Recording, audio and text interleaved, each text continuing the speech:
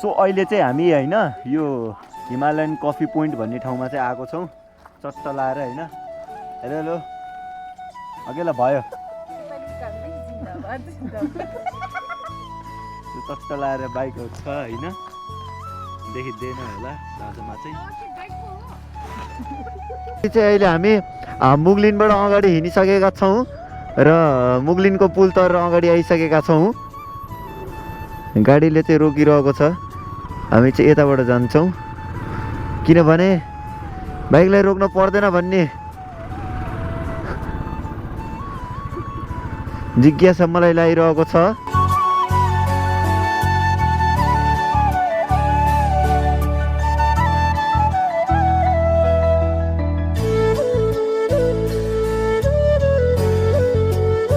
So अहिले चाहिँ हामी हैन अब यस्तै कुहिरो भएको कारणले माथि जानु गएर फाइदा भएन अब चाहिँ हामी रिटर्न ब्याक हुँदैछौँ चट्ट जान्छ फर्काउ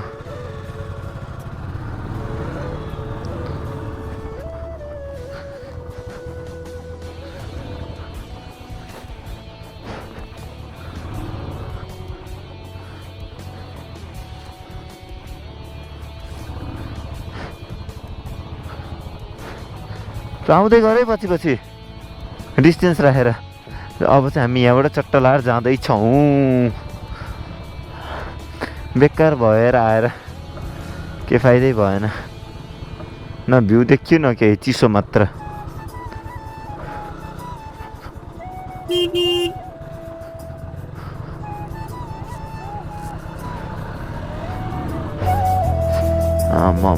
चिसो त वाइल्ड छ यार कुहिरो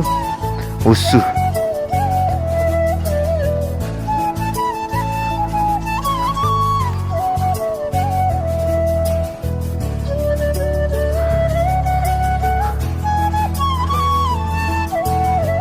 केही देखिएको छैन एज यु क्यान सी हैन कस्तो छ बाटो पुरै चिप्लो छ मेरो आँखाभरि आँसु नै आँसु मतलब के पानी नै पानी भएको छ यो शीतको पानी अनि भाइजर पनि लाउनु मिलिरहेको छैन फुटेजहरू कस्तो आइरहेको छ अनि शीतले केही देखिएको छैन 20-30 सम्मको स्पिड मात्रै छ अनि आनन्दले गएको छ बेकारमा आए जस्तो भयो कि न भ्यू देखियो न केही चिसो मात्र दुःख मात्र पाइयो रातभरिको अनिद्रा यस्तै छ के गर्नु तर यो राइडको रमाइलो चाहिँ भयो है सो हामी चाहिँ हैन यता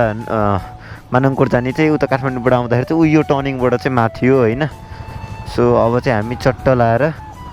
दमौलीको पुलमा जान्छौँ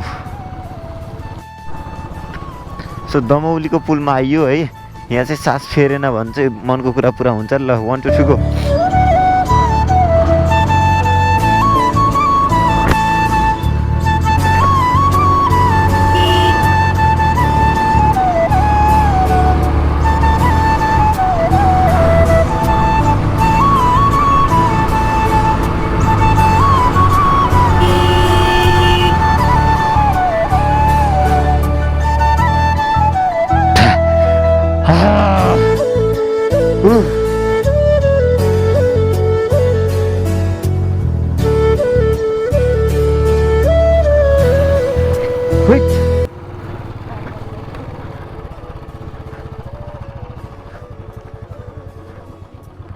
कता राख्ने यतै राखौँ न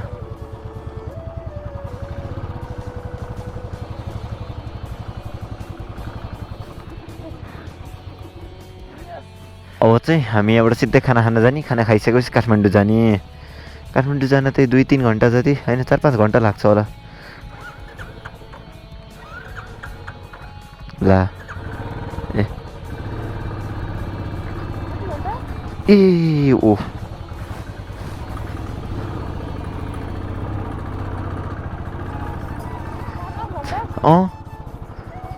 ए लोट्नु भयो उठाइदिम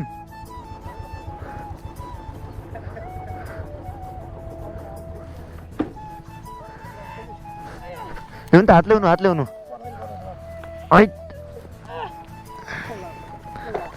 भयो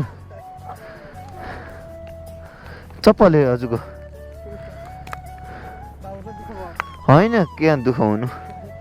ल सुस्त सुस्त जानु है अहिले चाहिँ चट्ट लाएर अर्गनाइजेसनको काम रे कन्स्ट्रक्सनको काम भइरहेको छ होइन अनि बाइक भएको फाइदा त उठाउनु परिगयो चट्ट लाएर अगाडि अगाडि गइहाल्नु पर्ने भयो होइन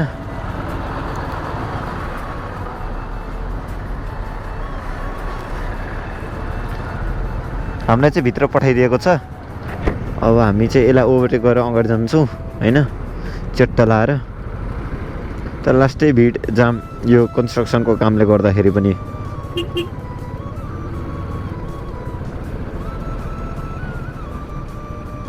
पहिरो खसे रहेछ क्या ए माथि कन्स्ट्रक्सनको काम रहेछ ओ मा go to love one day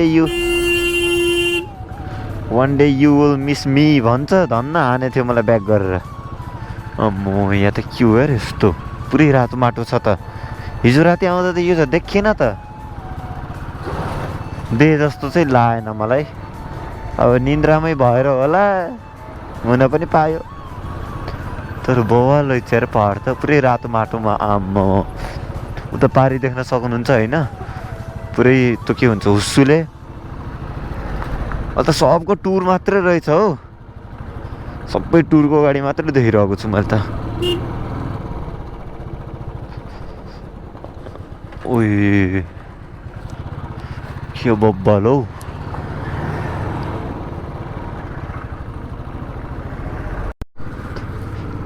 यतातिर सिद्ध केभ हो कि के समथिङ भन्ने चाहिँ यतै रहेछ होइन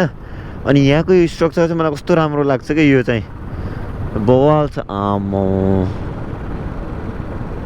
मिठो मिठो पुरै पहाडको कस्तो एउटा के फेस स्ट्रक्चर जस्तो बनेको टाइप छ क्या होइन अब चाहिँ हामी चट्ट लाएर मुगलिन पनि आउन पुगेका छौँ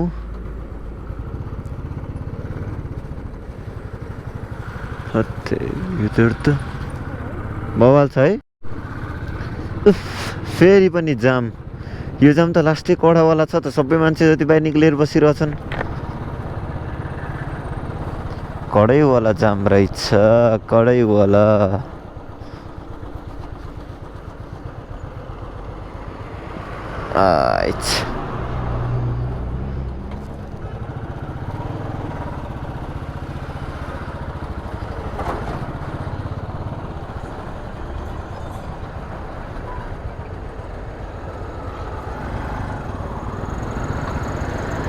बाइक भएको फाइदा त निकाल्न परिगयो होइन भने हो भन कस्तो हात दुख्यो चाहिँ यार यो हात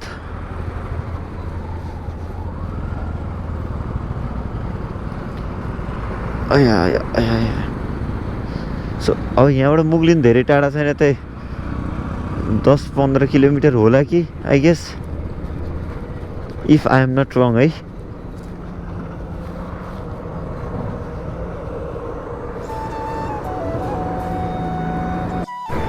अहिले चाहिँ हामी यो कुरिनटार कटिसकेका छौँ होइन र स्विफ्ट होलिडे प्राइभेट लिमिटेडको गाडीको पछाडि चट्ट लाएर ओभरटेक हान्न कोसिस गर्दैछौँ र ठाउँ खाली भएको कारणले हामीले ओभरटेक गर्न खोजिरहेका छौँ भने यो गाडीले कुदाएछ हामी पनि कुदाएछौँ तर मेरो बुलेट हो त्यति कुदेको छैन अनि 60को स्पिडभन्दा माथि बल्ल गएको छ त्यति धेरै पिक लिँदा पनि र हामी सक्सेसफुल्ली ओभरटेक गर्न सकेका छौँ भने यहाँ अर्को डाम्नाले चाहिँ ओभरटेक गरिसकेको छ यस्तै हो बुलेट भनेको 60-70 होइन के गर्नु ऊ माछा मेस्ती दाइ पनि यहाँ बस्नुभएको छ माछा साछा पनि खाइयो यहाँ मलेखुमा होइन अब चाहिँ हामी डाइरेक्टली काठमाडौँ जान्छौँ बिचमा चाहिँ त्यो उकालो सुरु हुनभन्दा अगाडि चाहिँ एउटा सानो ब्रेक लिन्छौँ 15 मिनट जतिको त्यसपछि चाहिँ we will continue for the Kathmandu ride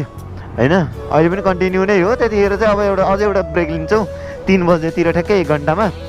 अब 1 घन्टा चाहिँ नन स्टप चलाउँछु कति किलोमिटर कभर अप गर्न सक्छौँ त्यो हेरौँ होइन मलेखुमा चाहिँ खाजासाजा खाइयो अनि अब चाहिँ 1 घन्टापछि ब्रेक लिने हो अब मजाले जाउँ अब कहाँसम्म पुगिन्छ हेरौँ 1 घन्टामा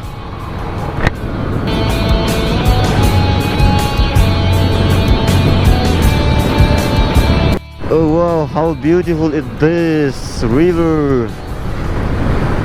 अनि अहिले चाहिँ अब हामी गजुरी गरिसक्यौँ, धादिङको गजुरी कटेर चाहिँ अगाडि बढिसकेको छौँ। अब यहाँबाट चाहिँ काठमाडौँ भनेको चाहिँ 58 किलोमिटर 57 किलोमिटर्स देखिरहेको छ भने त्यसलाई चाहिँ हामीलाई त्यही 2 घन्टा जति लाग्ने अनुमानित समय हैन। यही स्पिडमा गयो भने लगभग 2 घन्टाको अनुमानित समय तोकिएको छ र जरखेत भन्ने ठाउँमा आइपुगेका छौँ एज यु क्यान सी हैन। अनि आज चाहिँ अरू दिनभन्दा चाहिँ आज चाहिँ अलिक गाडीहरू पनि कम देखिएको छ। यो भिडियो चाहिँ मैले हाल्दा 1-2 महिना पछि नै हाल्ने छु आजको डेटबाट हैन। ठ्याक्कै मेरो बोर्ड एक्जाम सकिएको दिन वा अर्को दिन हाल्ने छु, किनभने यो ट्रिप मैले घर नसोधिकन गरेको हो। हामी ल 9-10 जना साथीहरू भएर हैन यो ट्रिप गरे हो। अनि त्यसपछि चाहिँ एक्कासी प्लान बनेको थियो कि अनि अब घर सोध्यो भने दिनुहुन्न रातिमा हिँड्न हैन। तर रातिमा चाहिँ मलाई अलि सेफ लाग्छ नि त हिँड्नको लागि। अब ट्राफिकहरू हुँदैन हैन। अब हेभी गाडीहरू मात्र चल्छ, त्यो हेभी गाडीहरूसँग त अब आफू त युज टु भएको हुन्छ नि त, उनीहरूले सेफ चलाउँछ भन्ने हुन्छ। खै त मेरो साथीहरू दुईटा आएनन्। I need to wait them.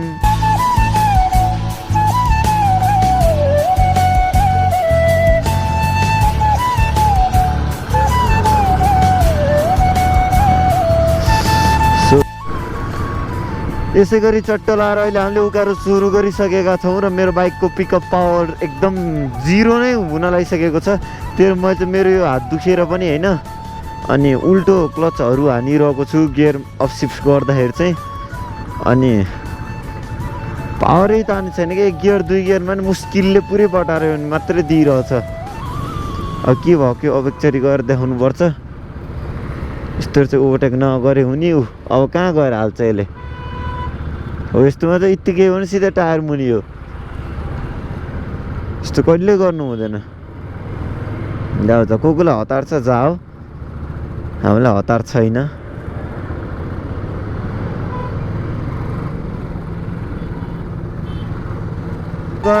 So आजको लागि चाहिँ यति हैन। यो छोटो मिठो भ्लग बनेको छ। राम्रो लाग्यो भने लाइक कमेन्ट सेयर सब्सक्राइब गरिदिनु होला। अनि अर्को भिडियोमा म छिट्टै आउने छु। Till then bye bye, stay safe.